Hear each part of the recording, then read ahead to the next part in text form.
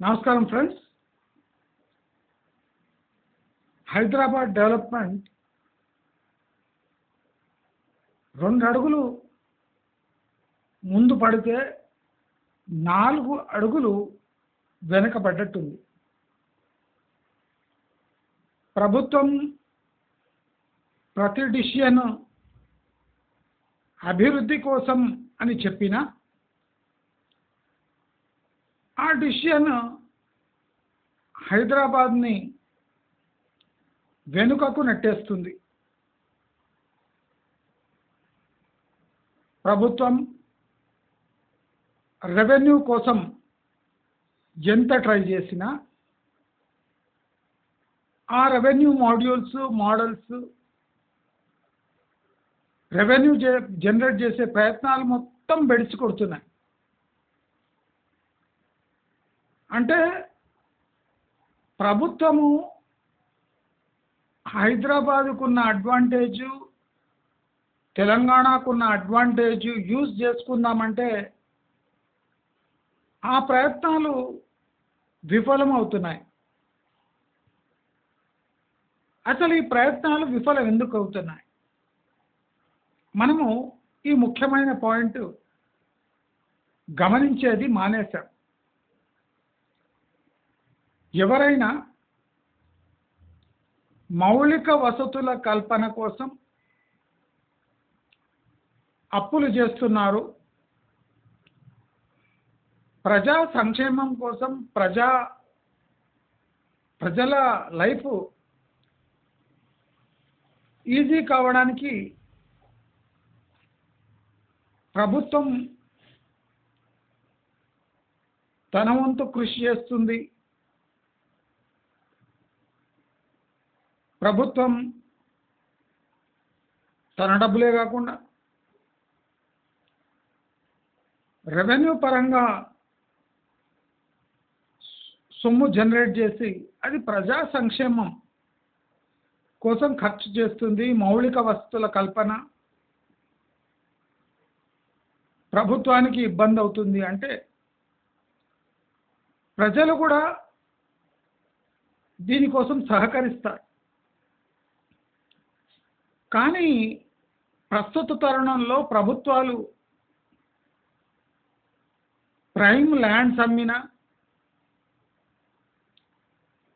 LRS లాంటి scheme తెచ్చినా, లేదా ఇతరత్ర ఈవెన్ ఆబ్కారీ శాఖలో ఆల్కహాల్ రేట్స్ పెంచిన తీవ్రమైన వ్యతిరేకత వస్తుంది. ఈ తీవ్రమైన వ్యతిరేకత ఎందుకు వస్తుంది? ప్రభుత్వం ఆదాయం సమకూర్చుకోవడానికి చేసిన ప్రయత్నాలు ఎందుకు బెడిసి కొడుతున్నాయి అంటే ఈ ఆదాయం కొన్ని వర్గాలకు కంటిన్యూస్గా వాళ్ళకే వెళుతున్నాయి. ట్యాక్సులు పన్నులు కట్టే వర్గాలకు అంటే వాళ్ళు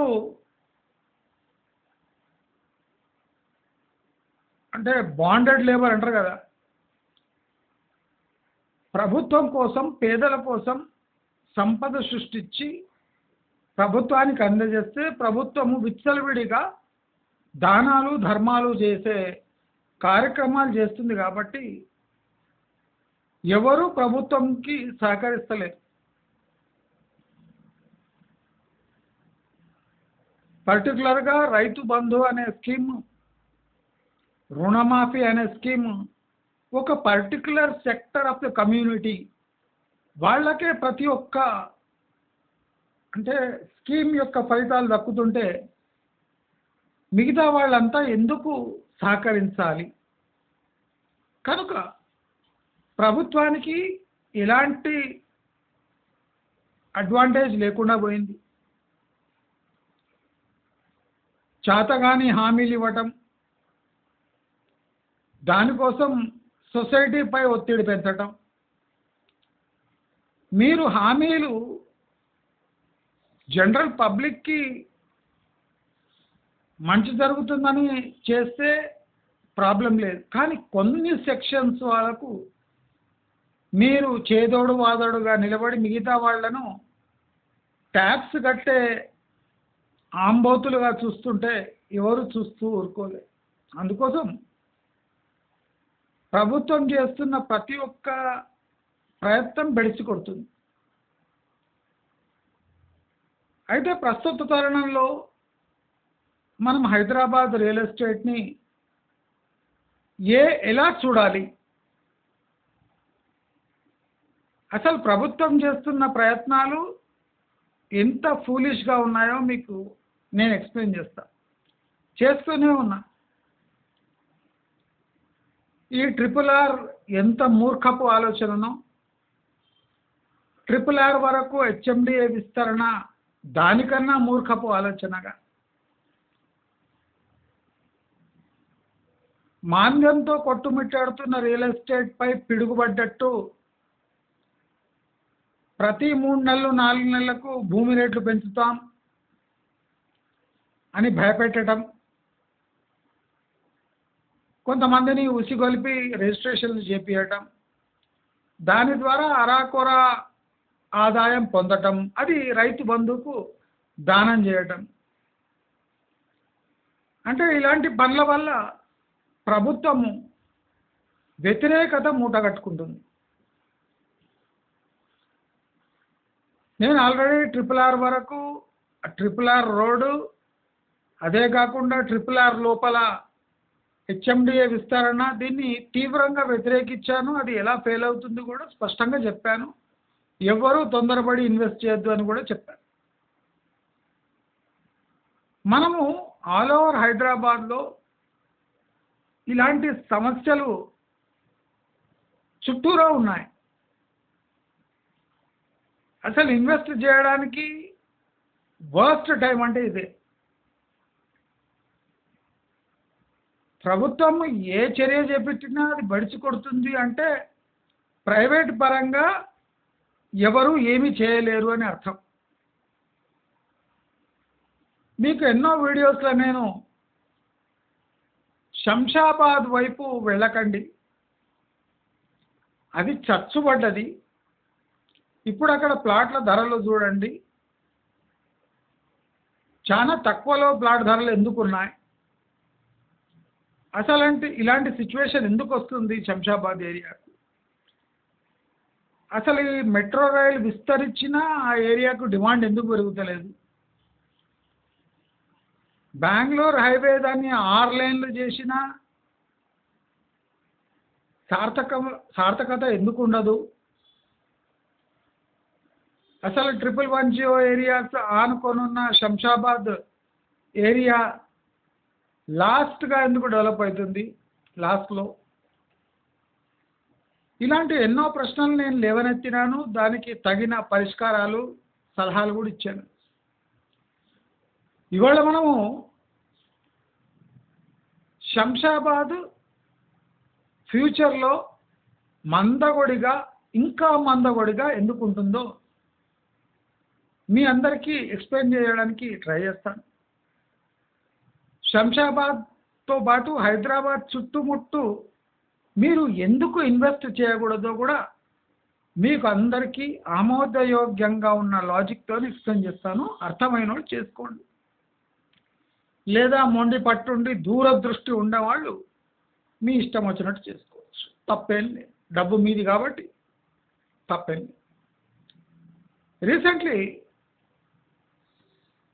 మన వెర్రి ప్రభుత్వము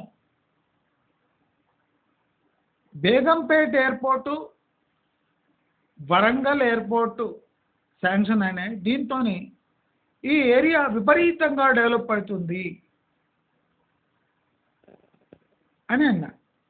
నేను ఎట్లయితుంది అని ఇవాళ ప్రశ్న ఇస్తున్నాను. మంచి మార్గం ఛానల్ తరఫున మన బాధ్యత కాబట్టి ఎట్లయితుంది లాజిక్ ఇవ్వండి. కళకళలాడుతున్న శంషాబాద్ ఎయిర్పోర్టు ఆ షాద్ నగర్ ఆ ఏరియాని డెవలప్ చేయలేకపోతుంది. కళకళలాడుతున్న శంషాబాద్ ఎయిర్పోర్ట్ 20 ఏళ్లుగా గిలగిల కొట్టుకున్న ఆ ఏరియాని డెవలప్ చేయలేకపోయింది ఆ ఇంటర్నేషనల్ ఎయిర్పోర్ట్. 1,00,000 మంది రోజు వచ్చిపోయే ఎయిర్పోర్టు శంషాబాదు షాద్నగర్ని ఏం పీకలేకపోయింది. చాలా మంది నోళ్ళు తీసి వెళ్ళబెట్టుకొని ఏదైనా జరుగుతుందేమో అని ఆశగా ఎదురు చూస్తుంది. రేవంత్ రెడ్డి ప్రభుత్వం రాగానే అక్కడ ఒక medical city, medical tourism, world trade centre, aero city, airport city అని ఏదేదో చెప్పిండు. అవన్నీ కార్యాచరణ పొందడానికే 10 ఏళ్ళు పడుతుంది. దీని లోపలే ఆ ఏరియాకే బ్యాడ్ న్యూస్ చెప్పింది గవర్నమెంట్. ఏమంటే బేగంపేట ఎయిర్పోర్ట్ కూడా కమర్షియల్ యాక్టివిటీస్కి, కమర్షియల్ ల్యాండింగ్కి పర్మిషన్ ఇస్తున్నా. అదే కాకుండా వరంగల్ ఎయిర్పోర్ట్కి ఈ జిఎంఆర్ సంస్థ నో అబ్జెక్షన్ చెప్పింది. జిఎంఆర్ సంస్థతో నో అబ్జెక్షన్ చెప్పించా. అది ఎన్నటికీ భరించదు. పక్కకే 150 కిలోమీటర్ల లోపల, 200 కిలోమీటర్ల లోపల ఎయిర్పోర్ట్ వస్తుందంటే అది దానికే డేంజర్. కానీ ప్రాక్టికలీ జిఎంఆర్కి ఏ డేంజరు లేదనిపించింది. వరంగల్ ఎయిర్పోర్ట్ ఆలోచిస్తే. కానీ బేగంపేట్ ఎయిర్పోర్ట్ కమర్షియల్ ల్యాండింగ్స్కి పర్మిషన్ వచ్చింది అంటే చాలా ఫ్లైట్స్ శంషాబాద్ కాకుండా డైరెక్ట్ బేగంపేటలోనే దిగుతాయి. బేగంపేట్ని డీప్రయారిటైజ్ చేసి చాలా కాంప్లెక్స్గా తయారు చేయాలని ఎక్కువ ఛార్జెస్ పెట్టినా, హ్యాంగర్ ఛార్జెస్ కానివ్వండి, పార్కింగ్ ఛార్జెస్ కానీ ఎక్కువ పెట్టినా ఫ్లైట్స్ వచ్చి అక్కడ ల్యాండ్ అయ్యే సిచ్యువేషన్ ఛాన్సెస్ చాలా ఉన్నాయి. కనుక Begumpet is open for commercial traffic అనేది bad news for Shamshabad airport. ఎవరా అవునన్నా కాదన్నా మీరే ఆలోచించండి. Warangal airport is not a scary thing for Shamshabad airport. The only thing which can scare Shamshabad airport is nearest airport, that is Begumpet airport. అనవసరంగా పోటీలో Begumpet airport దిగింది. అదే కాకుండా వరంగల్ ఎయిర్పోర్ట్కి అనవసరంగా శాంక్షన్ ఇచ్చారు. ఇప్పుడు అక్కడ దిగేటోడు లేడు, చేసేటోడు లేడు, ఏడ్చేటోడు లేడు. ఎవడు నిజామాబాదు, ఎవడు ఆదిలాబాదు, ఇక్కడ ఎవరు దిగినా శంషాబాద్ ఎయిర్పోర్ట్ దగ్గర అవుతుంది. కానీ మారుమూలనున్న వరంగల్లో ఎవడు దిగి అక్కడి నుంచి పోయేది ఏముండదు. కనుక మనం ఆలోచించవలసిన విషయం ఏమంటే అనవసరంగా రంగంలోకి ఈ 2 ఎయిర్పోర్ట్లు దింపటం వల్ల ఈ ఏరియాని, అంటే ఈ శంషాబాదు, షాద్నగర్ ఏరియా విపరీతంగా డ్యామేజ్ అవుతుంది. మీరు కంటి తీర్పు చర్యగా ఈ మెట్రో వేసినా నిరుద్యోగం ఎక్కువవుతుంది, ట్యాక్సీ డ్రైవర్ల నోట్ల మట్టి కొట్టినట్టు అవుతుంది. లోకల్ హోటల్స్ కానివ్వండి దానికి కూడా దెబ్బ కొట్టినట్టు అవుతుంది. ఎందుకంటే మెట్రోలో ఎక్కితే డైరెక్ట్ సిటీ లోపల వచ్చేయచ్చు. People need not wander around that Shamshabad airport.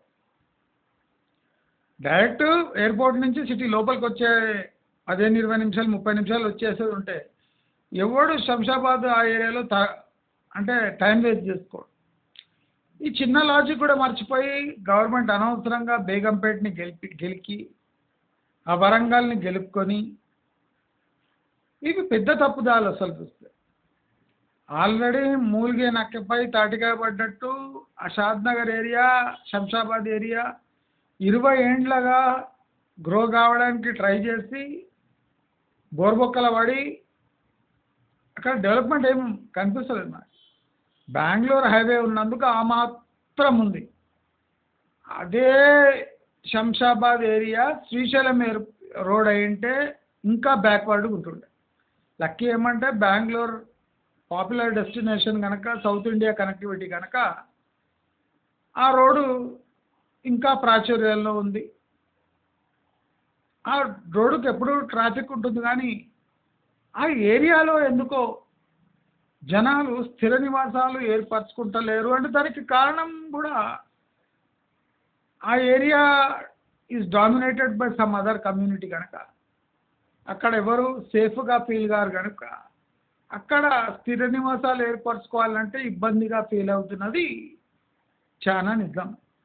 మనం శ్రీశైలం హైవేపై చూసుకున్న పహాడీ షరీఫ్ వరకు మైనారిటీ పాపులేషన్ ఎక్కువ ఉంది కనుక సెక్యూరిటీ ఉంది కనుక ఉండదు కనుక ఆ పహాడీ షరీఫ్ తర్వాత తుక్కు కూడా తర్వాత డెవలప్మెంట్ ఉంది, కానీ పహాడీ షరీఫ్ వరకు మళ్ళీ ఆ స్లమ్స్, ఆ మైనారిటీ గుండాయిజము, అంటే it is not fit for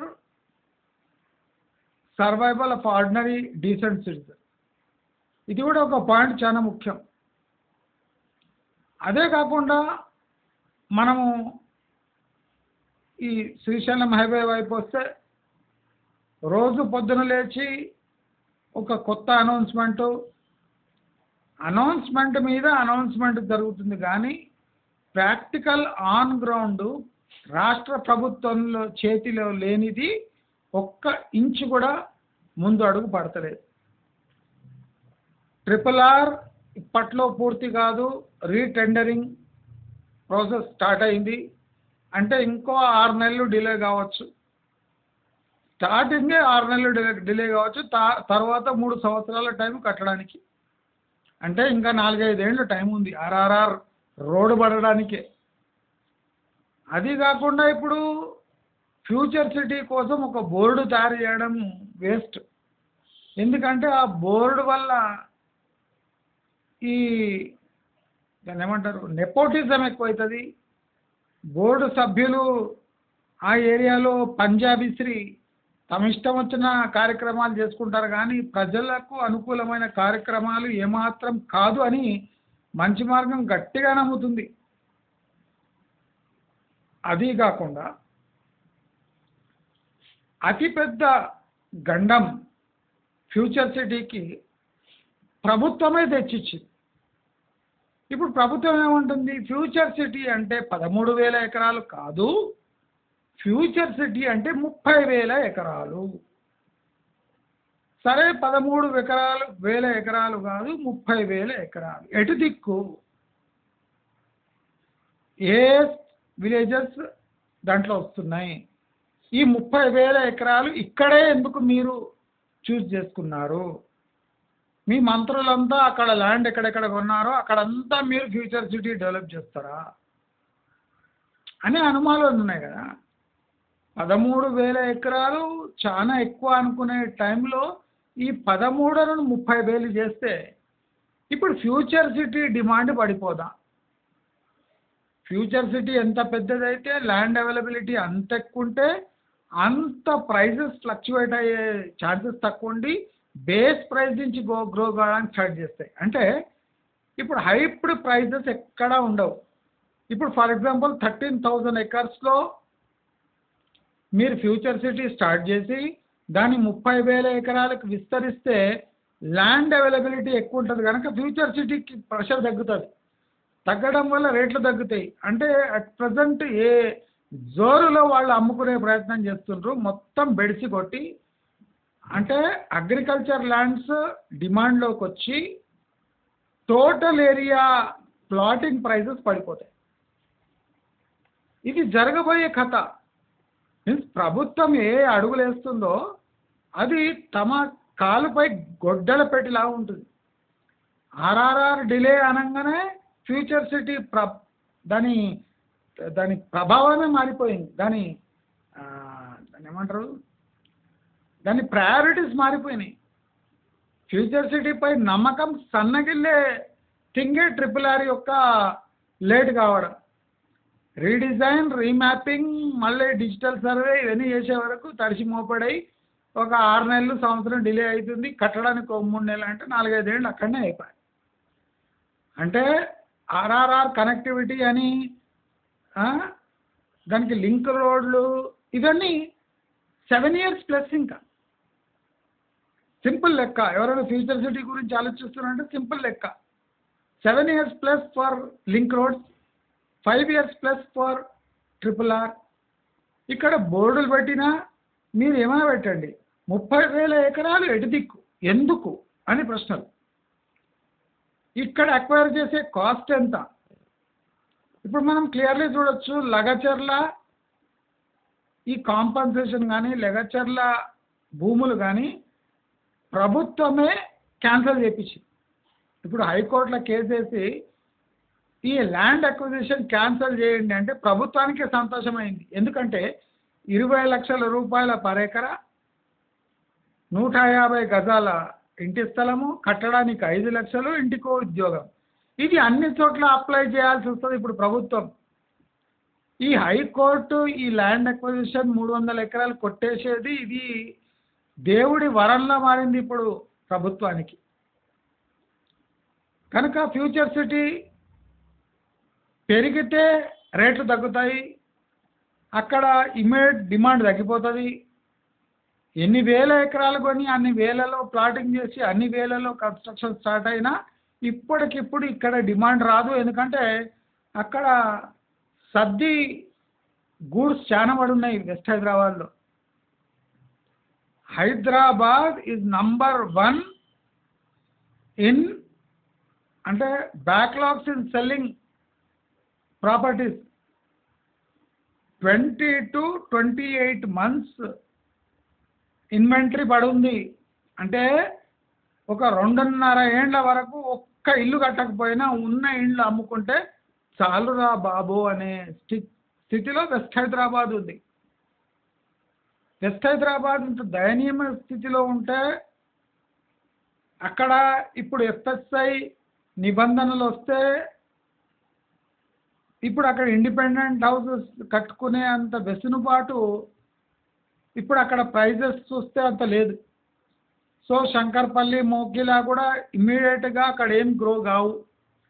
so ఎందుకంటే వెస్ట్ హైదరాబాదే డీప్రయారిటైజ్ అయినాక మోకిలా, శంకర్పల్లి ప్లస్ సంగారెడ్డికి కూడా దీని ఎఫెక్ట్ తప్పకుండా దక్కుతుంది.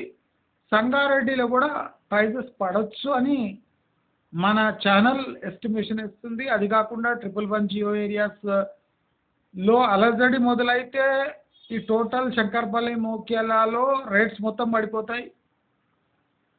ఒకసారి 111 జియో ఏరియాలో కొద్దిగా కదలిక వస్తే వెస్ట్ హైదరాబాదులో విపరీతమైన రేట్స్ పడిపోయేది. మెహందీపట్నం చుట్టుముట్టు రేట్లు పడిపోతాయి.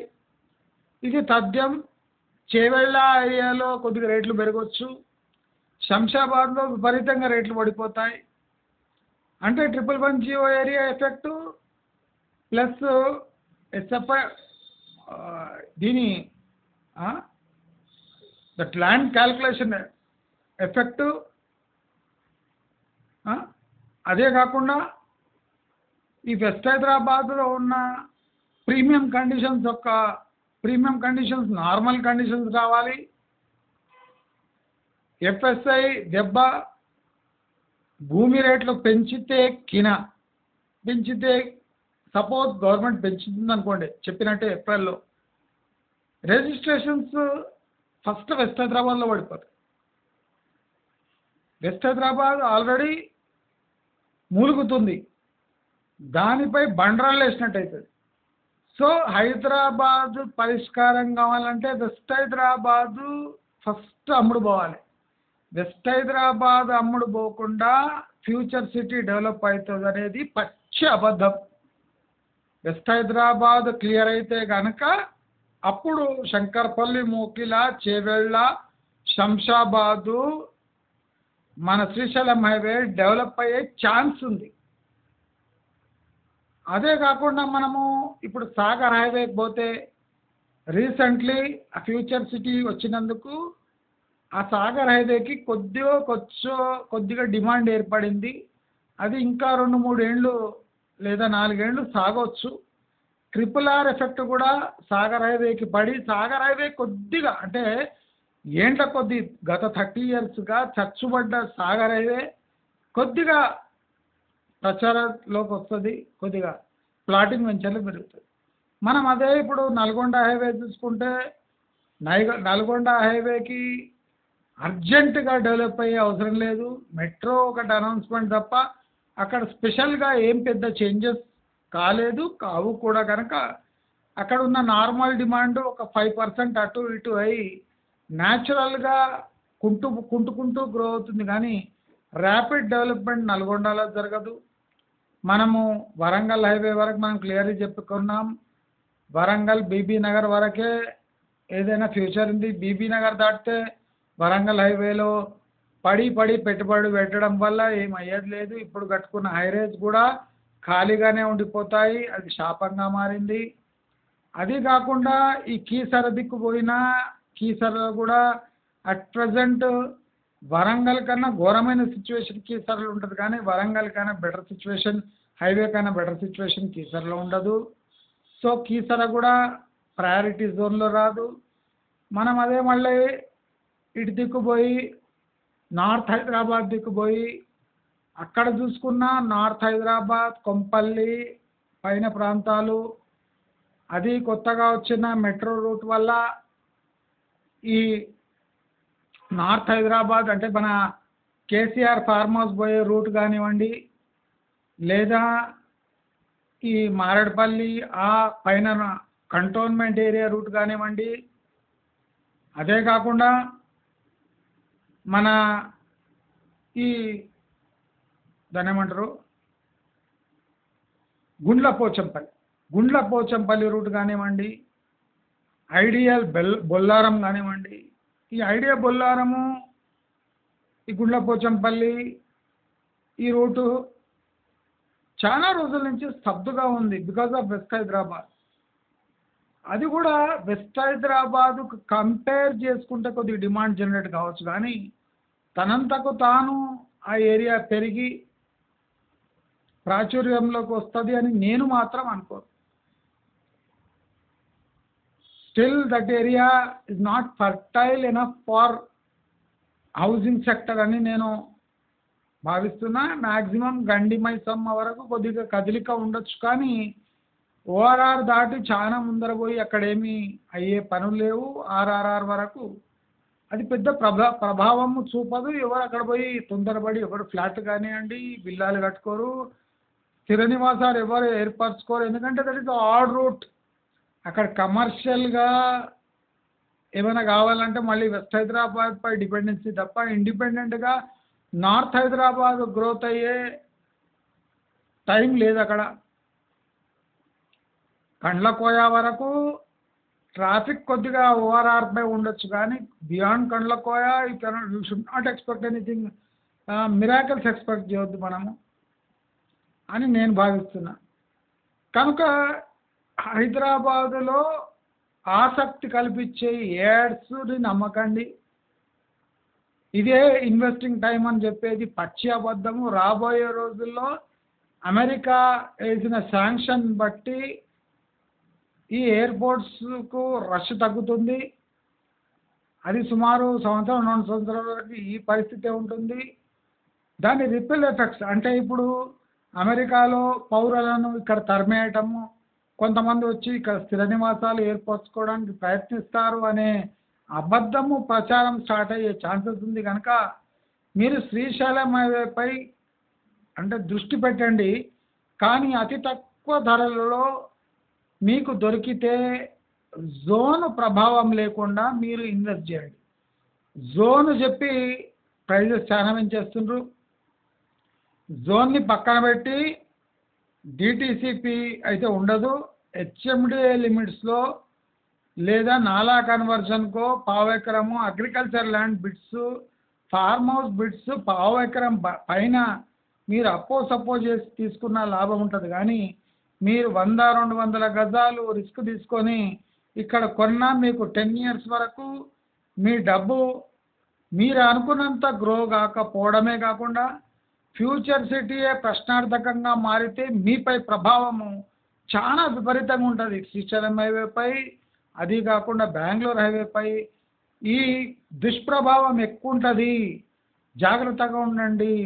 ఫ్యూచర్ సిటీ ఎప్పుడు స్టార్ట్ అవుతుంది అంటే వెస్ట్ హైదరాబాద్ ఎక్కడ ఎండ్ అవుతుందో, వెస్ట్ హైదరాబాద్ సేల్స్ ఎక్కడ ఎండ్ అవుతాయో ఫ్యూచర్ సిటీ సేల్స్ స్టార్ట్ అవుతాయి. ఇది ఫార్ములా గుర్తుపెట్టుకోండి. ఇది బండ గుర్తు. Unless west Hyderabad is sold out అంటే అట్లీస్ట్ సోల్డ్ అవుట్ అయ్యే పరిస్థితి లేదు, కానీ అట్లీస్ట్ 60% ఇన్వెంటరీ అవుట్ అయితే కానీ లిక్విడిటీ వచ్చి ఫ్యూచర్ సిటీ వైపు ఇన్వెస్ట్మెంట్ వస్తాయి. కానీ అట్లనే వెస్ట్ హైదరాబాద్ అట్టి పెట్టుకొని ఫ్యూచర్ సిటీ 13,000 ఎకరాలను 30,000 కాదు 1,00,000 ఎకరాలు చేసినా ఏ ప్రాబ్లం లేదు. కానీ ప్లాట్ రేట్స్ కమర్షియల్ రేట్స్ మొత్తం కుప్పకూలి ఫ్యూచర్ సిటీ నేను చెప్పినట్టు 10 ఇయర్స్ వరకు దోకా లేదు, డెవలప్ కాదు. ఇప్పుడు ఆర్ఆర్ఆర్ ఎంత డిలే అవుతుందో ఫ్యూచర్ సిటీ మీద పెట్టుబడులు అంత వీక్ అవుతాయి. కనుక అందరూ జాగ్రత్తగా ఉండాలి. ఇప్పుడు వెంచర్ వాళ్ళది ఛానల్స్ వాళ్ళ ప్రచారం చాలా ఎక్కువైపోయింది. జాగ్రత్తగా ఉండండి. మీకేమన్నా డౌట్ వస్తే నా ఛానల్ చూడండి. మా ఛానల్ ఏ రియల్ ఎస్టేట్ ఫార్మ్స్కి వత్తాసు పలకదు. ఎక్కడ కొనొద్దు, ఎందుకు కొనొద్దు అని స్పష్టంగా బండ గుర్తులాగా చెప్తుంది. అంటే అది బండ మీద గీసినట్టు, నీటి మీద రాసినట్టు కాదు. అది మేమేం చెప్తామో ప్రాపర్ థరో రీసెర్చ్ ఇన్ఫర్మేషన్తోనే చెప్తాము. అందరినీ ఆదుకుంటూనే ఉంటాము. మీరు ఎవరైనా కొనేది ఉంటే శాంపుల్గా కొని సఫర్ అయ్యి 10 మందికి ఎగ్జాంపుల్గా నిలుస్తారని కూడా నేను సంతోషిస్తున్నా. ఎవడైనా ఎంటర్ అయిపోండి.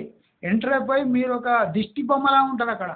ఎవరైనా ఏమన్నా కొనడానికి వస్తే చూసిందా ఆయన ఈ టైంలో ఉన్నాడు సఫర్ అవుతుందని చూపించడానికి మీరు ముందుకొచ్చి అక్కడ ప్లాట్ కొనేదంటే కొనండి.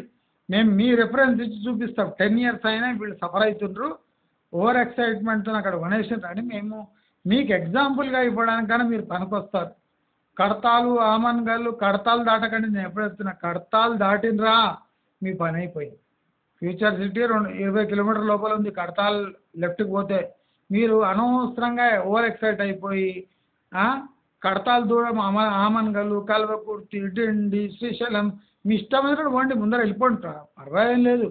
మీకు పెట్టిన పెట్టుబడికి సరైన రిటర్న్స్ రావు అని 3 సార్లు చెప్పినంటే అది శాపం కింద లెక్క. రానే రాదు. ఫ్యూచర్ సిటీ మొత్తుకున్న వీళ్ళు అనుకున్న వేగంగా సాగదు. పెట్టుబడులకు ఇంకా టైం ఉంది. ప్రీమియం చెల్లించే అవసరం అసలే లేదు. ఎందుకంటే 5 నుంచి 10 ఏళ్ళ వరకు మీ ఇన్వెస్ట్మెంట్ ఇరుక్కుపోయి మీకు రీజనబుల్ ఫిక్స్డ్ రిటర్న్స్ కూడా రావు అని కళాఖండిగా చెప్తూ మీ అందరినీ రక్షించే బాధ్యత మా ఛానల్దే. కాబట్టి మా ఛానల్ని నమ్ముకుంటే మీకు అరాకొర అంటే 100-200 కొంటే పెరిగేది మీరు నష్టపోతుండొచ్చు. కానీ అంటే లక్షలు మీ దగ్గర సేఫ్గా ఉంటాయి. టైం వచ్చినప్పుడు ఇన్వెస్ట్ చేద్దు కాదు కానీ అని మీ అందరినీ సూచిస్తూ రిక్వెస్ట్ చేస్తూ మీకు ఈ వీడియో నచ్చినట్టయితే లైక్, షేర్, సబ్స్క్రైబ్ చేసుకోండి. నమస్కారం.